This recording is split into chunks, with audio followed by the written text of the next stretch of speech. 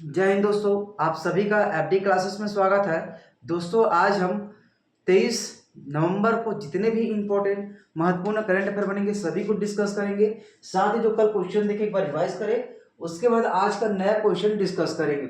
आज का भी क्वेश्चन बहुत ही इंपॉर्टेंट है जिसके बारे में विस्तार से डिस्कस किया जाएगा। आप पूरा वीडियो ध्यान से देखिए और वीडियो अच्छा लगे तो लाइक बिल्कुल करें और साथ ही चैनल को सब्सक्राइब करें जिससे कि आपको नोटिफिकेशन मिल सके और डेली करंट अफेयर का वीडियो आपको जल्द से जल्द मिल सके। देखिए कल हमने जो क्वेश्चन डिस्कस किए थे दोस्तों, जिनमें से इंपॉर्टेंट क्वेश्चन कौन कौन सा है। देखिए याद रखें, सभी क्वेश्चन इंपॉर्टेंट होता है, लेकिन आपको याद रखना इसमें अगर आप हमारे पुराने वीडियो ध्यान देंगे थोड़ा सा, इसमें टेलीग्राम में जाएंगे, टेलीग्राम में, ठीक, टेलीग्राम में हमारा पूरा वीडियो मिल जाएगा। यहाँ पर आपको पीडीएफ भी मिल जाएगा। साथ ही आप हमारे प्ले लिस्ट में, किसके, यूट्यूब के प्ले लिस्ट में, ठीक, प्ले लिस्ट में जाएंगे, वहां भी हमारा पूरा वीडियो आपको मिल जाएगा, वहां जाकर आप देख सकते हैं। देखिए पहला क्वेश्चन देखे थे दोस्तों, हाल ही में चर्चित पुरातात्विक धरोहर स्थल भोंगापाल जो किस जिला में स्थित है। तो याद रखें ये बस्तर जिला में है। और दोस्तों यहाँ पर जो अप्राकृतिक मानव है उसने वहां पर क्या किया है, तोड़फोड़ किया है, इसलिए यह थोड़ा चर्चा में रहा है, क्वेश्चन इंपॉर्टेंट है। इसके बाद देखिए चर्चा में रही परेवाबाड़ी यह पर्यटक स्थल किस नदी के तट पर स्थित है। तो ध्यान देंगे सबरी नदी के तट पर। किस नदी के तट पर, सबरी नदी के तट पर। इसी तरह नेक्स्ट क्वेश्चन डिस्कस किए थे, स्वच्छ भारत सर्वेक्षण 2024 पब्लिक टॉयलेट रिपोर्ट में छत्तीसगढ़ कितने स्थान पर है। यह भी इंपॉर्टेंट क्वेश्चन रहा है। तो याद रखें दोस्तों, छत्तीसगढ़ इसमें 30वें स्थान पर है। कितने स्थान पर, 30वें स्थान पर। नेक्स्ट क्वेश्चन देखे थे, इसके अलावा माफ कीजिएगा, भारत के अलावा किस टीम ने 3 बार महिला एशियाई चैंपियनशिप ट्रॉफी 2024 जीत हासिल की है। भारत के अलावा तो याद रखें दोस्तों, दक्षिण कोरिया, भारत ने इनके बराबर की है, सबसे ज्यादा दक्षिण कोरिया ने जीत हासिल किया था। अब दोस्तों हमारे भारत भी इसके बराबर कर लिए दक्षिण कोरिया के, ठीक है। ये क्वेश्चन हमने कल डिस्कस किए थे, सभी पॉइंट इसमें क्वेश्चन पूछे जा सकते हैं। भारत कब कब जीता है ये भी डिस्कस किए हैं। इसके बाद देखिए किस देश ने दूसरी भारत कैरिकॉम जो शिखर बैठक की मेजबानी की है। ये गुयाना को याद रखें, जहां प्रधानमंत्री मोदी जी को सम्मानित भी किया गया है, इसके बारे में भी डिस्कस किए हैं। इसके बाद देखिए भारत के अगले नियंत्रण एवं महालेखा परीक्षण के रूप में किसे नियुक्त किया है। ये भी क्वेश्चन हमने कल डिस्कस किए, तो ध्यान देंगे के संजय मूर्ति। कौन है दोस्तों, के संजय मूर्ति। यहां तक हमने कल क्वेश्चन डिस्कस किए हैं।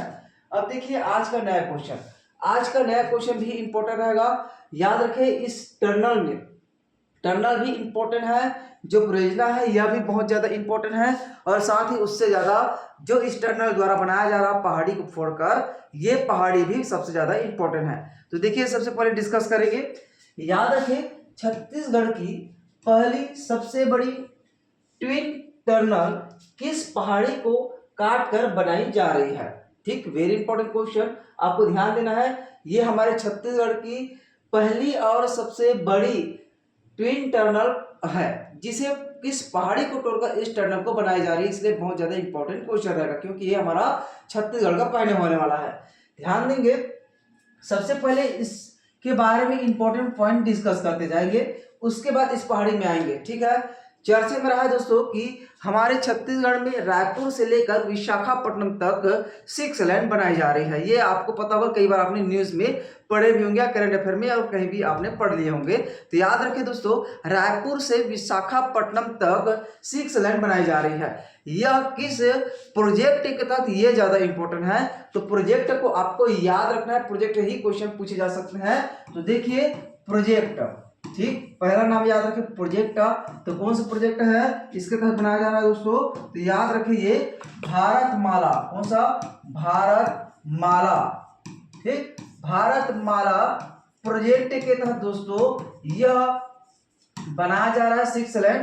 कितने लेन है, 6 रोड लाइन है, ये रोड, ठीक, इस पॉइंट को नोट रखें, 6 रोड लाइन भारतमाला प्रोजेक्ट के तहत दोस्तों इसे बनाया जा रहा है। कहां से कहां तक, ये आपने पढ़ा, रायपुर से लेकर दोस्तों कहां तक, विशाखापट्टनम तक, ठीक है, कहां तक, रायपुर से लेकर ये विशाखापट्टनम तक है, ठीक है। ध्यान देंगे यहाँ पे, रायपुर से लेकर विशाखापट्टनम, रायपुर से विशाखापट्टनम, ठीक, इसलिए याद रखना है। अब देखिए ये भारतमाला प्रोजेक्ट आपके दिमाग में आ रहा होगा, ये भारतमाला प्रोजेक्ट है, इसके बारे में थोड़ा सा डिस्कस करें, इसके बाद क्वेश्चन में आगे चलेंगे, है ना।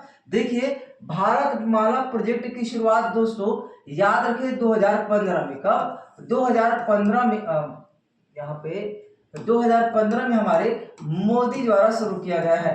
इसका प्रमुख उद्देश्य क्या है भारतमाला प्रोजेक्ट का? तो ध्यान देंगे, भारतमाला प्रोजेक्ट का प्रमुख उद्देश्य दोस्तों, भारतमाला, इनका उद्देश्य क्या है? सड़कों, किसको? सड़कों, ठीक, सड़कों, साथ ही दोस्तों बंदरगाहों, साथ ही इसमें रखा गया है जो धार्मिक स्थल है, ठीक है, कौन सा?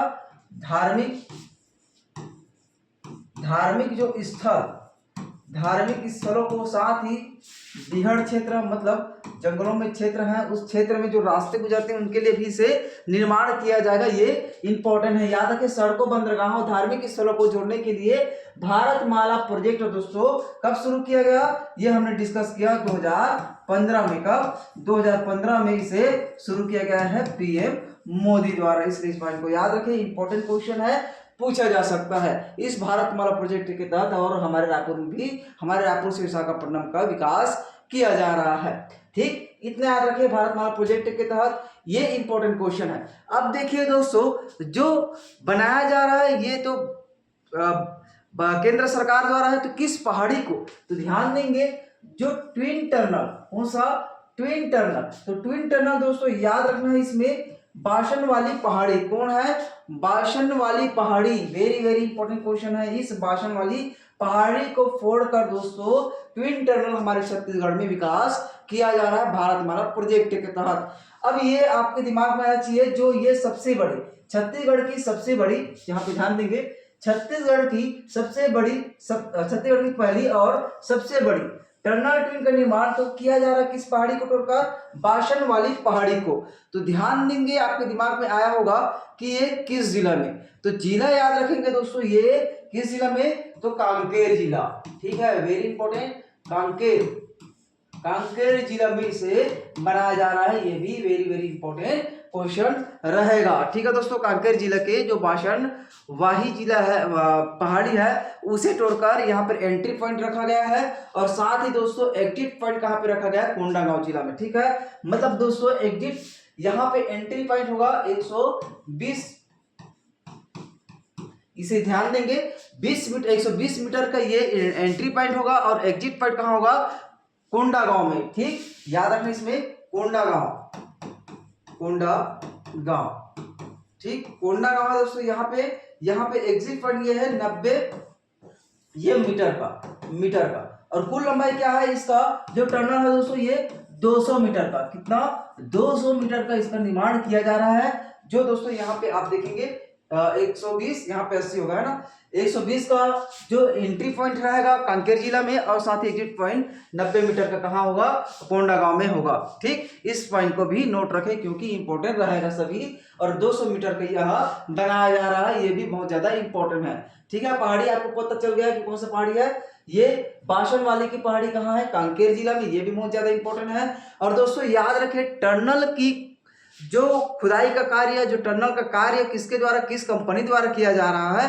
तो याद रखें हैदराबाद की KMV कंपनी। कौन है? यहीं पे लिख लेंगे हम लोग, हैदराबाद के कौन है? KVN कंपनी, है ना। इस कंपनी का नाम भी याद रखें, KVN कंपनी द्वारा, माफ कीजिएगा ये M है, KVM, ठीक है, KMN, ठीक है, इसके द्वारा, अरे यार ये क्या होता है? KMV, हाँ ऐसा है, ठीक है, KMV कंपनी द्वारा दोस्तों बनाया जा रहा है, किसके द्वारा? हैदराबाद के द्वारा। इस पॉइंट को भी नोट रखें, जो कंपनी है ये भी इंपॉर्टेंट है, इससे भी क्वेश्चन पूछा जा सकता है। तो टनल की खुदाई का कार्य हैदराबाद के KM कंपनी द्वारा किया जा रहा है, इतना पॉइंट आपको ध्यान देना होगा। इंपॉर्टेंट क्वेश्चन क्या है? भारतमाला प्रोजेक्ट के तहत बनाया जा रहा है, कौन सा पहाड़ी में? तो याद रखें दोस्तों बाशन वाली की पहाड़ी कहाँ है? कांकेर जिला में, इतना याद रखें, ये वेरी इंपॉर्टेंट क्योंकि छत्तीसगढ़ का पहली और सबसे बड़ी टनल ट्विन होने वाला है, ठीक। चलिए इतना याद रखें। नेक्स्ट क्वेश्चन देखिए, किस राज्य सरकार द्वारा मुख्यमंत्री गुड गवर्नेंस, ध्यान देंगे ये नया योजना हमारे राज्य सरकार द्वारा शुरू करने जा रही है। तो दोस्तों ये इंपॉर्टेंट क्वेश्चन रहेगा, इसलिए ये क्वेश्चन बिल्कुल डिस्कस करेंगे। मुख्यमंत्री गुड गवर्नेंस फेलो योजना की शुरुआत किया जाएगा। अब इसमें देखिए किस राज्य सरकार द्वारा मुख्यमंत्री गुड गवर्नेंस फेलो योजना की शुरुआत किया जाएगा। तो याद रखिए दोस्तों ये हमारे छत्तीसगढ़ सरकार द्वारा, किसके द्वारा, हमारे छत्तीसगढ़ सरकार द्वारा दोस्तों ये शुरू किया जाएगा मुख्यमंत्री गुड गवर्नेंस फेलो योजना। अभी ये चर्चा में क्यों रहा दोस्तों कि कल अभी हाल ही में हमारे छत्तीसगढ़ के जो गुड गवर्नेंस विषय पर 2 दिवसीय कार्यक्रम आयोजित किया गया। अब इसके बारे में डिस्कस कर लेंगे थोड़ा सा, वेरी इंपॉर्टेंट पॉइंट, इंपॉर्टेंट रहेगा सभी क्वेश्चन के दृष्टिकोण से। तो याद रखिए दोस्तों इस का घोषणा और कहाँ किया गया, कब किया गया, किस कार्यक्रम में, ये भी क्वेश्चन पूछे जाते हैं एग्जाम में कि इस योजना का घोषणा कहाँ किया गया, किस कार्यक्रम में किया गया। तो ये पूरा क्वेश्चन पूछा जाता है। सबसे पहले ध्यान देंगे कार्यक्रम, ठीक है, कार्यक्रम कहाँ आयोजित किया गया, तो ये हमारे रायपुर में आयोजित किया गया 2 दिवसीय। कौन सा कार्यक्रम दोस्तों, गुड गवर्नेंस, ठीक, याद रखिए गुड गवर्नेंस जो 2 दिवसीय का, ठीक है, 2 दिवसीय के लिए दोस्तों मतलब ये 22 से, कब, तो ध्यान देंगे ये 22 से, आज कितना तारीख है, 23, नहीं, ये 21 से 22 तक, ठीक है, 21 से 22 तक दोस्तों ये रायपुर में आयोजित किया गया गुड गवर्नेंस कार्यक्रम, जिसमें इंपॉर्टेंट घोषणा किया है मुख्यमंत्री गुड गवर्नेंस फेलोशिप योजना की शुरुआत की जाएगी। याद रखिए ये हमारे जो मुख्यमंत्री है विष्णु देवसाई जी द्वारा इसे घोषित किया है, इसलिए इसे याद रखें किसके द्वारा घोषणा किया गया, ये भी क्वेश्चन एग्जाम में पूछे जाते हैं। तो याद रखें 22 नवंबर 2024 को दोस्तों मुख्यमंत्री विष्णु देवसाई द्वारा यह घोषित किया गया, किस कार्यक्रम में, तो याद रखें गुड गवर्नेंस कार्यक्रम में, ये इंपॉर्टेंट है। अब देखिए इस योजना के लिए, ठीक, इस योजना के लिए दोस्तों किसके साथ समझौता किया है, तो याद रखिए इस योजना के तहत दोस्तों छत्तीसगढ़ सरकार और हमारे भारतीय प्रबंध संस्थान, कौन सा, छत्तीसगढ़ सरकार सीजी, ठीक है, छत्तीसगढ़ सरकार, और कौन है इसमें बीच में है दोस्तों यहाँ पे जो भारतीय प्रबंध संस्थान, ठीक, भारतीय प्रबंध संस्थान के संबंध में दोस्तों ये क्या किया है, एमओयू पर हस्ताक्षर किया, इसलिए याद रखिए IIM, इसे क्या कहा जाता है, IIM, और ये कहाँ है, रायपुर, ठीक, इतना याद रखिए रायपुर में, ठीक है। इसके साथ हमारे भारत छत्तीसगढ़ सरकार ने इस योजना के लिए समझौता किया है, इसलिए भी इस पॉइंट को नोट रखें। और साथ ही याद रखें दोस्तों यह क्या रखा गया है, इस जो मुख्यमंत्री गुड गवर्नेंस फेलो योजना है इसमें क्या है विशेषता, इसे क्यों शुरू किया जा रहा है हमारे सरकार द्वारा, तो याद रखें दोस्तों छत्तीसगढ़ के मूल निवासी जो छात्रों के लिए दोस्तों पब्लिक पॉलिसी एंड गवर्नेंस में स्नातकोत्तर पाठ्यक्रम शुरू किया जाएगा। मतलब दोस्तों इसमें जो पब्लिक पॉलिसी एंड गवर्नेंस पाठ्यक्रम एक शुरू किया जाएगा, जिसमें शुरू करने के साथ ही दोस्तों इसमें फ्री में पढ़ाया जाएगा, मतलब पूरा फीस सरकार द्वारा पे किया जाएगा जो छात्र इसमें एडमिशन लेंगे, ठीक, इस सब्जेक्ट में ध्यान देंगे। और इसके लिए दोस्तों पेपर भी किसके द्वारा किया जाएगा, तो कैट के द्वारा, ध्यान देंगे कैट के द्वारा इसमें परीक्षा भी आयोजित किया जाएगा। यहाँ पे जगह नहीं है हम लिखते भी, क्योंकि याद रखें इस पॉलिसी को जो पब्लिक पॉलिसी एंड गवर्नेंस, ये भी इंपॉर्टेंट है, इसमें स्नातकोत्तर भी कराया जाएगा, इस पॉइंट को बिल्कुल आप लोग ध्यान देंगे, ठीक है। छत्तीसगढ़ के विभिन्न विभागों में दोस्तों अब देखिए इस योजना के तहत और बहुत सारे बातें हैं, जिसमें विशेषता पहले हमने डिस्कस किया।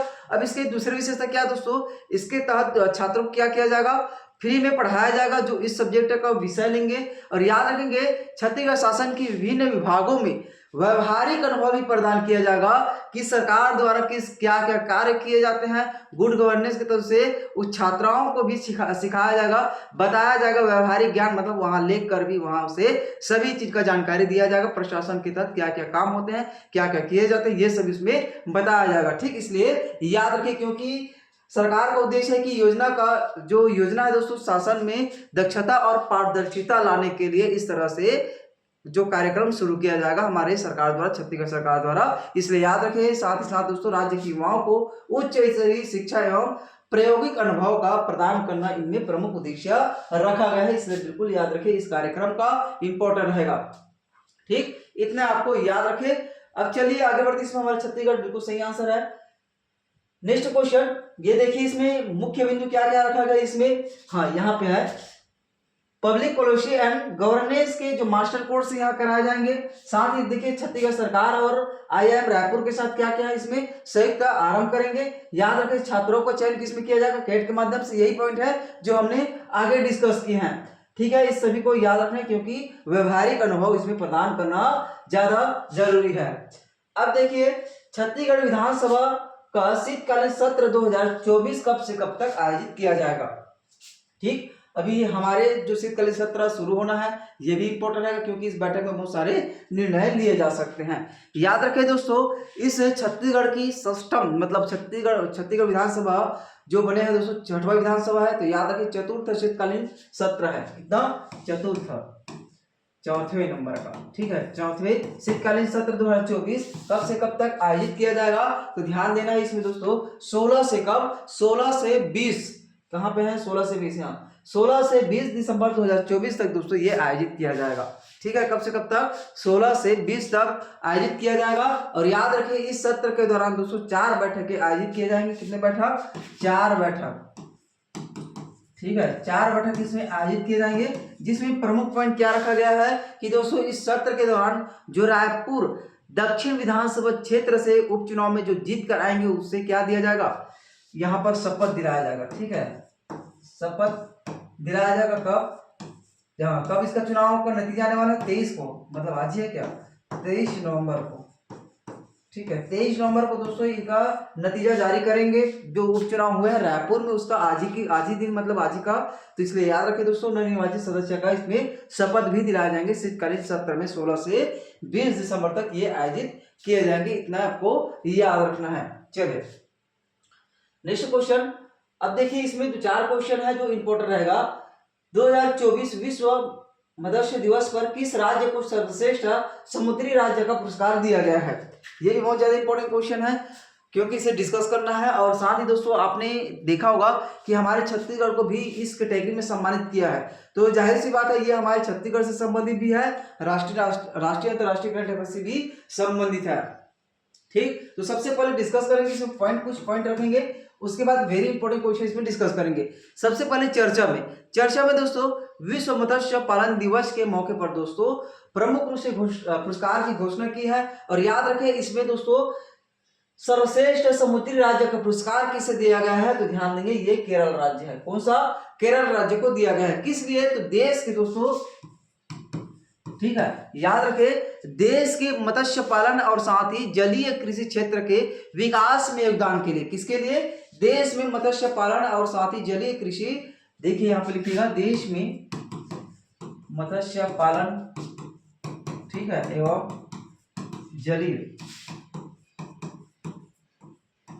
क्षेत्र का विकास के लिए। किसके लिए, विकास के लिए दोस्तों किसे सम्मानित किया है, केरल राज्य को, ठीक। इस पॉइंट को याद रखें, ए हो गया, बी हो गया, सी हो गया और ये डी हो गया, ठीक है। याद रखें दोस्तों, याद रखना है कब दिया गया, तो दोस्तों मत्स्य जो विश्व मत्स्य दिवस मनाया गया उस दिन ये सम्मानित किया है। याद रखें कब मनाया जाता है हर साल, तो 21 विश्व मत्स्य दिवस कब मनाया जाता है ये, तो याद रखें 21 नवंबर को,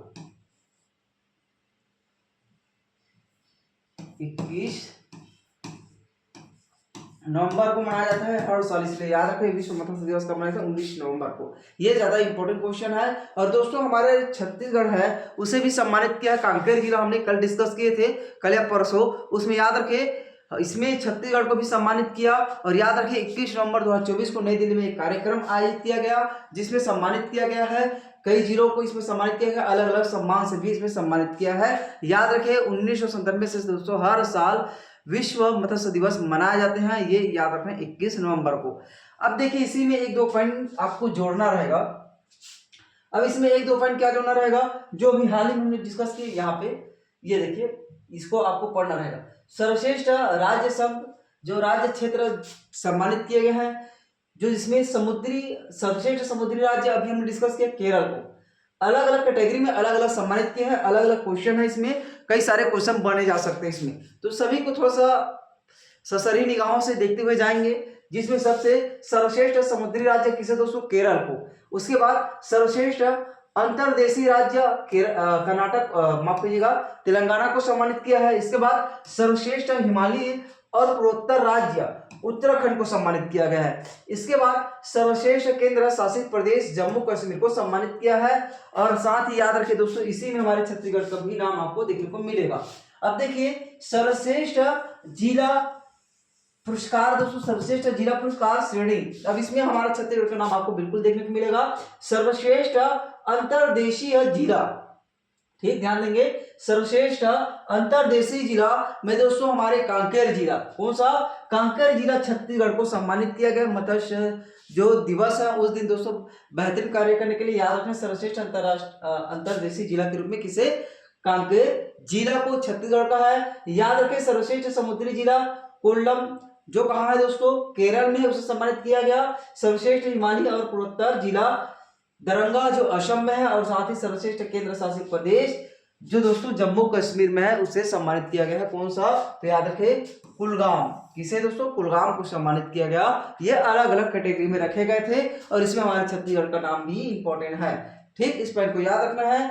चलिए, हाँ, अब इसी में एक पॉइंट हमने जोड़ने को मिला, एक पॉइंट इसमें नोट करें जो अपडेट के रूप में दोस्तों, चीन के बाद दुनिया का दूसरा सबसे बड़ा जलीय कृषि राष्ट्र कौन सा है, तो याद रखिए दुनिया का दूसरा, मतलब चीन इसमें पहला नंबर है और दूसरा कौन है, दूसरा हमारा भारत। ठीक है, भारत, इस नाम को याद रखिए, जलीय कृषि, जलीय कृषि में हमारा भारत किस नंबर पर है, दूसरे नंबर पर। पहले नंबर पर कौन है, ये चीन का स्थान आता है। उसके बाद एक पॉइंट और इसी में नोट रखे दोस्तों, झींगा मछली आपने देखा होगा, या झींगा मछली आपने कहीं कहीं देखोगे तो दोस्तों, झींगा का सबसे बड़ा उत्पादक कौन है, हमारा भारत। ठीक है, यहाँ पे झींगा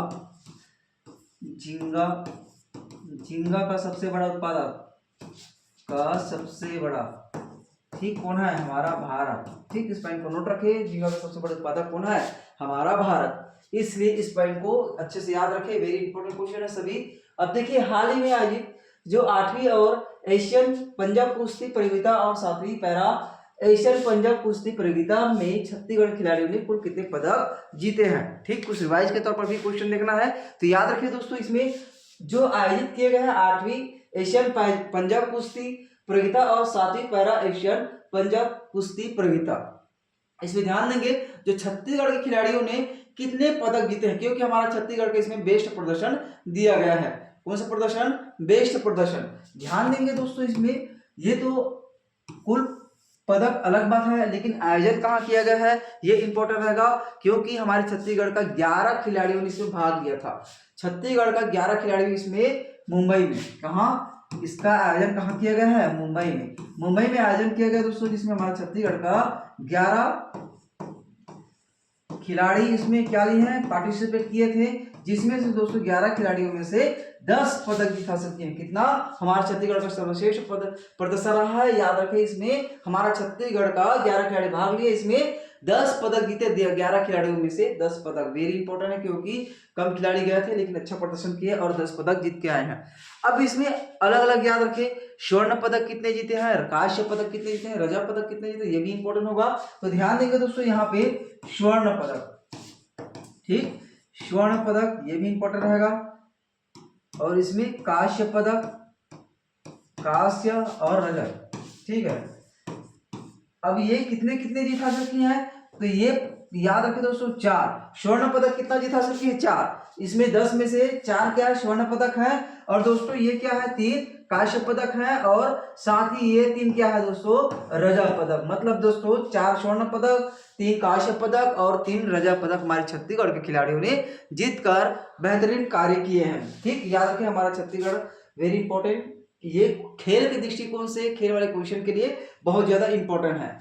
ठीक है, आगे बढ़े। इसके बाद देखिए, पदक विजेता खिलाड़ियों के नाम इसमें दिए गए हैं, उनके जो कार्य भी इसमें दिए गए। तो याद रखें, सन्नी बसोड़ है दोस्तों, जो 75 किलोग्राम पुरुष सीनियर राइट हैंड में दोस्तों कांस्य पदक, मतलब यहाँ पे देखिएगा ये इनका सीनियर है, किसमें, बालक वर्ग में या बालिका वर्ग में, पुरुष वर्ग में या महिला वर्ग में, है ना। और यहाँ पे जो खेल दिया गया और क्या पदक जीत हासिल किए हैं, तो नाम याद रखिए, जिसमें सन्नी वैष्णव ने दोस्तों 75 किलोग्राम जो भार वर्ग है उसमें दोस्तों पुरुष सीनियर में राइट हैंड वर्ग में दोस्तों कांस्य पदक इसने जीत हासिल की। इसी तरह अब्दुल कादिर 85 किलोग्राम में दोस्तों इसने बालक वर्ग में राइट हैंड में दोस्तों रजत पदक जीत हासिल किए हैं। इसी तरह स्नेहा सिंह 60 किलोग्राम बालिका वर्ग में राइट हैंड लेफ्ट हैंड में रजत पदक जीत हासिल किए हैं। आर्यन सन्नी ने दोस्तों 90 प्लस जो किलोग्राम है उसमें बालक वर्ग में लेफ्ट हैंड में रजत पदक जीत हासिल किए हैं। इसी तरह सुमित तिवारी ने दोस्तों 90 प्लस किलोग्राम में बालक राइट हैंड में कांस्य पदक जीत हासिल किए हैं। ये नाम आपको याद रखना है, ठीक, नाम ये वेरी इंपॉर्टेंट है। आकाश मिश्रा ने 50 किलोग्राम में सब जूनियर बालक राइट में हैंड में स्वर्ण पदक जीत हासिल किया। अब आकाश का नाम वेरी इंपॉर्टेंट क्योंकि इसने स्वर्ण पदक जीत हासिल किया है, जिसे याद रखें दोस्तों। आकाश मिश्रा ने 50 किलोग्राम सब जूनियर बालक वर्ग में राइट हैंड में दोस्तों क्या जीत हासिल किया, इसने स्वर्ण पदक जीत हासिल किए हैं। इसी तरह दोस्तों श्रीमन झा ने 85 किलोग्राम में दोस्तों पुरुष में लेफ्ट हैंड में स्वर्ण पदक। इसी तरह हर्ष कोडियार ने दोस्तों 60 किलोग्राम में ये भी स्वर्ण पदक जीत हासिल किए हैं। जी संदीप कुमार जो 60 किलोग्राम में दोस्तों पैरा जो सिटिंग में कांस्य पदक जीत हासिल किए हैं। इसी तरह परलीन कौर 60 किलोग्राम पैरा सिटिंग में दोस्तों लेफ्ट हैंड राइट में स्वर्ण पदक जीत हासिल किए। ये सभी नाम आपको ध्यान देना है और याद रखना है थोड़ा सा, क्योंकि क्वेश्चन पूछे जा सकते हैं इसी तरह से, है ना, तो इसलिए थोड़ा सा याद रखें, वेरी इंपॉर्टेंट है ये भी क्वेश्चन, ठीक है।